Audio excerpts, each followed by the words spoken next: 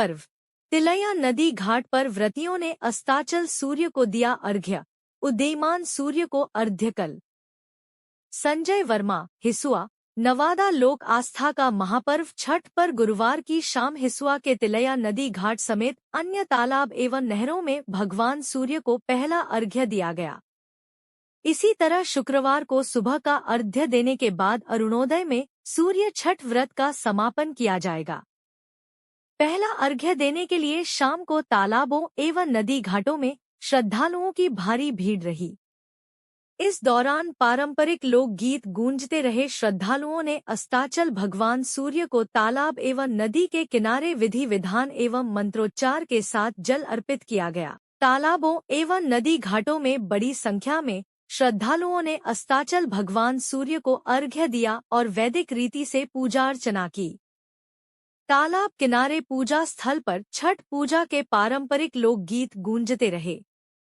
हिसुआ प्रखंड नगर परिषद क्षेत्र के तालाबों में अस्ताचल सूर्य को अर्घ्य दिया गया। हिसुआ के तमसा नदी, नरहट के झिकरुआ मंदिर समेत अन्य घाटों पर रंगीन रोशनी से नहाए हुए हैं।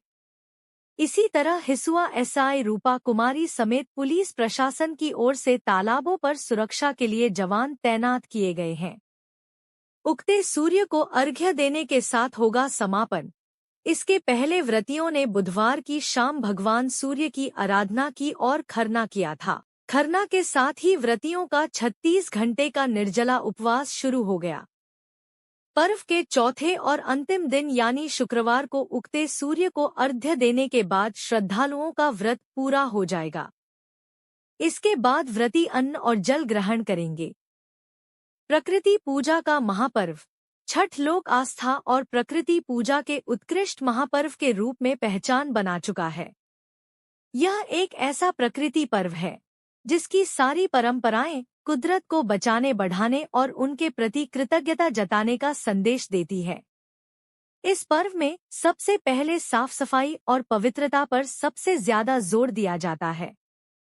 घरों से लेकर घाटों तक की सफाई होती है। सूर्य को जल और दूध अर्पण करने के अतिरिक्त ऐसी कोई भी चीज विसर्जित नहीं की जाती जो नदियों में प्रदूषण बढ़ाए।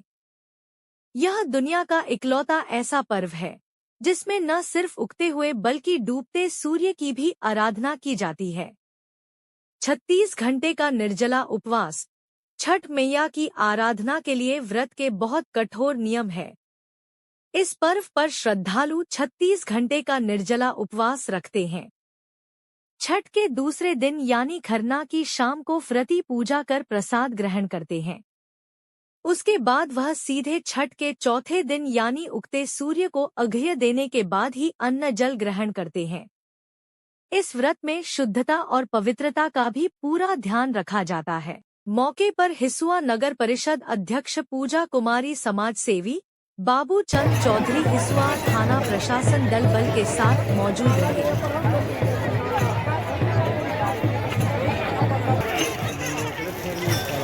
क्योंकि उनके लड़कियां भी परेशान हो गए। गरीब मेरी आवाज जा रही है।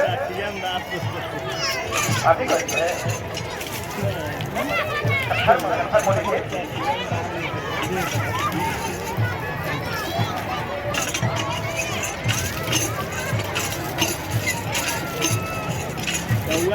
कुल्ला नहीं फेंको।